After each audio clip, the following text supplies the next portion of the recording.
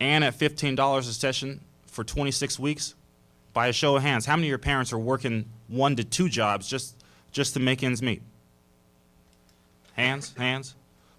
Mine are. So I know there's a lot out there. And you really think that your parents can afford $15 a week over a 26-week period?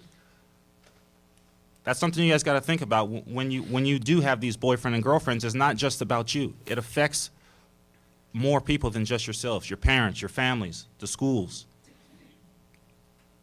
So my advice to you as a probation officer and as a probation officer who works in the courtroom with these 3 individuals here is you really got to understand the actions that you guys participate in out here in the community, because you will be held accountable for them.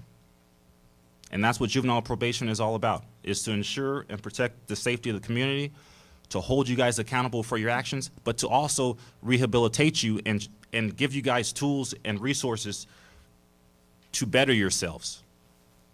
It's not the end of the world to be placed on probation, but if you are placed on probation, our job is to give you the tools and resources to better yourselves and learn from your mistakes and deal with situations in a different format, in a different way.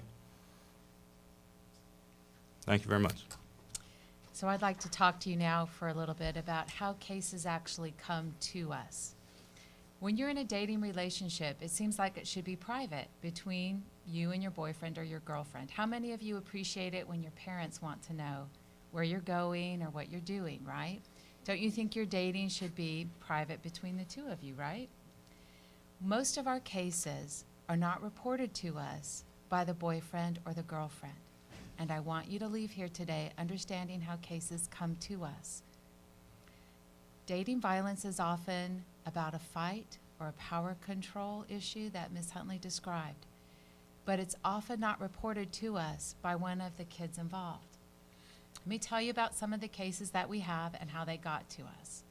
Say you're having an argument with your girlfriend and you're out here, outside, maybe in the parking lot, and a teacher sees the fight and maybe you shove your girlfriend and maybe she falls down. That teacher is obligated to report that as an act of dating violence. That brings you down to see all of us. We tell you how another case might come to us. You're at the gas station. You're in the car. You're having a fight. Someone sees you having the fight. Someone in the car next to you or behind you or someone in the gas station calls and says, "Police, come to the gas station. There's a fight going on." Often, how many of you have cell phones? Okay, the cell phone is often the biggest offender in the dating relationship that brings our minors in to see us. You're having a fight and you throw the phone.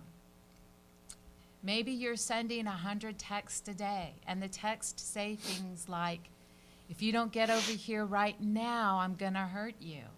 That might be considered a criminal threat. What if you've got the phone and somebody else answers it and it wasn't your boyfriend? Maybe you're calling your boyfriend and another girl answers. Maybe you go off on the girl. Maybe you say something to the girl.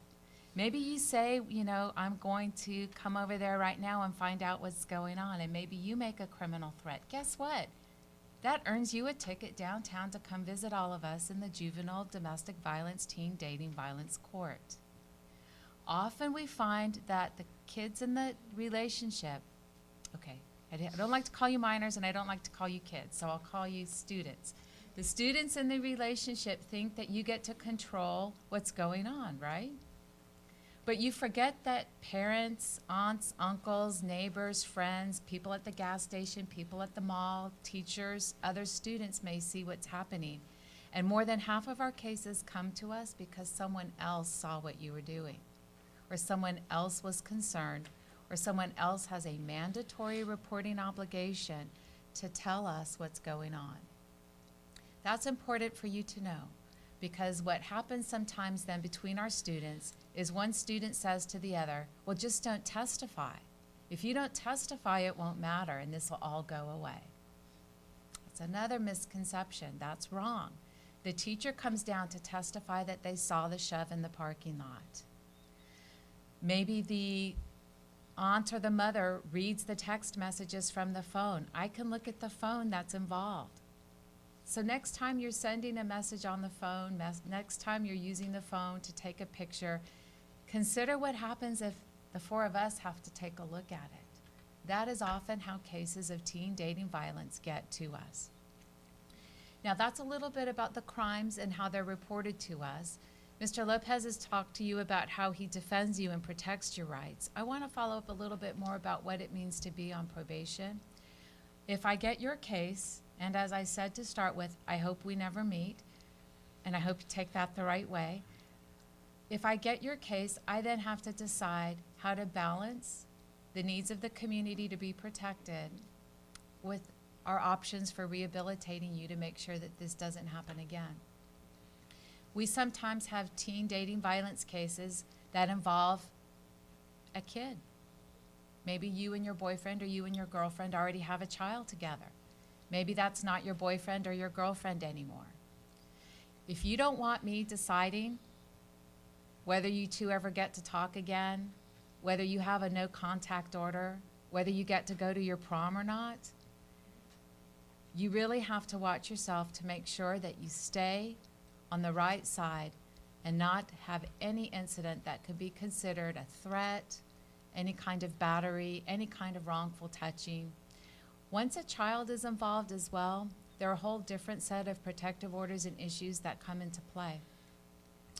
I don't want to spend a lot of time on that, but I think it's important for you to think of, because you're sitting here today as 9th graders. As 12th graders, there's going to be a couple new chapters in your story. And my job is to help you today understand how to successfully get through the juvenile process without ever spending any time with any of us. When you are on probation, EMP means electronic monitoring. I bet you've seen someone or know someone who wears the ankle bracelet, right? Guess what that means? It means you may not be able to go to your driveway to talk to your friends. That could be a violation, an unauthorized leave. You may not be able to go out to the garage and wash your clothes if that's too far away from the base of your unit.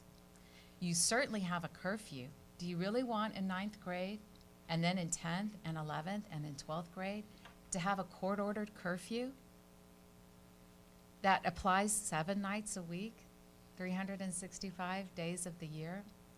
I literally see students that come in and can't go on their senior trip to Disneyland because they're part of a protective order that requires that they be a certain distance away from a former girlfriend or a former boyfriend that's at their same school. So my plea for you today, and what we're all trying to say here, is that we really hope that you and your friends can talk about these issues, that if you know someone who you think is being a victim, that you know how to report it. I've talked with your principal, I've talked with your guidance counselors here, and I've talked to your on-site police representatives and liaison officers. What I'm convinced of is that everyone wants you to be a success. No one wants to see you in the system. Because as Mr. Jones says, once you're in the system, it's really hard to get out again.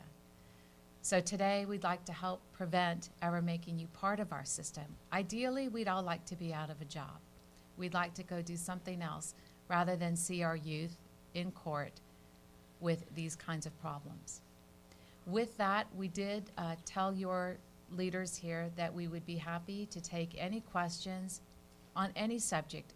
We've also been asked if we would talk about career paths, and of course, that's something we're happy to discuss as well.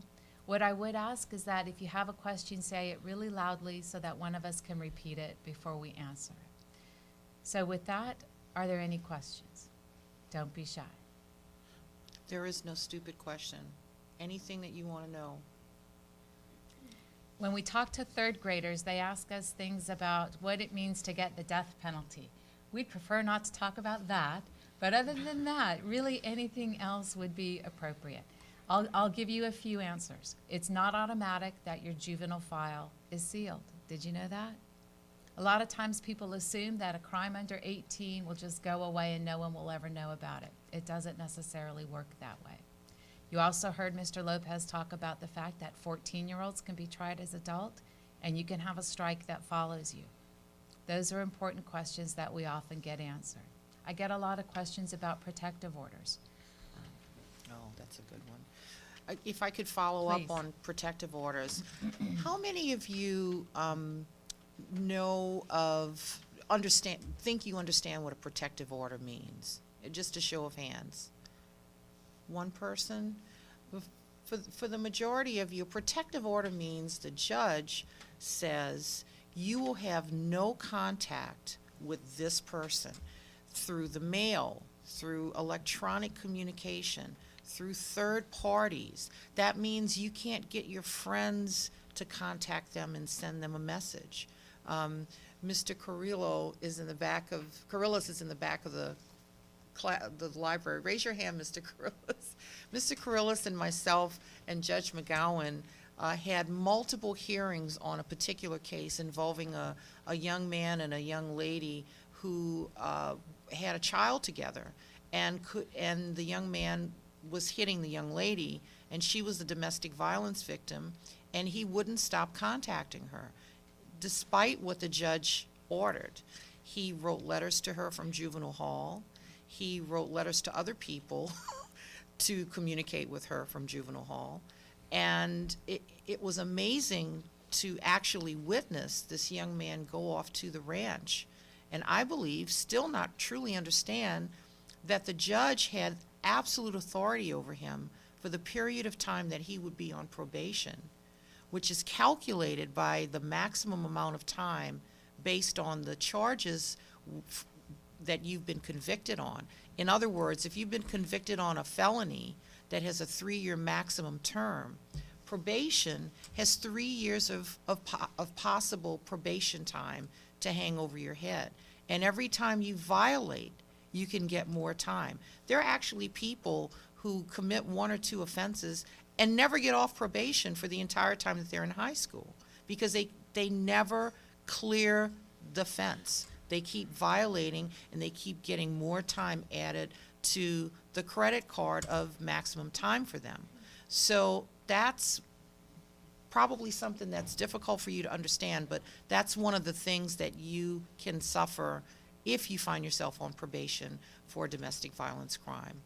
So my protective orders are very specific. I say no Facebook, no Twitter, no tweet, no text, no MySpace. electronic communication. I'm sorry? MySpace? No MySpace. I try to, it's any form of communication. You can't do that. And that, imagine what that means then. If probation thinks that you're violating that, they're in your business. They're looking at your computer, they're checking your phone, they're looking to see what's on your MySpace or on your Facebook. Do you really want that level of interference in your life? I think not. Not if you know now how best to avoid it. Some questions? How soon can you get out of here? Very soon. No, seriously. Any other questions? Yeah. Yeah. How long have we been doing this? Mr. Jones? Approximately 10 years. I'm going on 16 years. Almost 20. Whoa. I'm the baby in the group. This is, I'm a year and a half as a judge.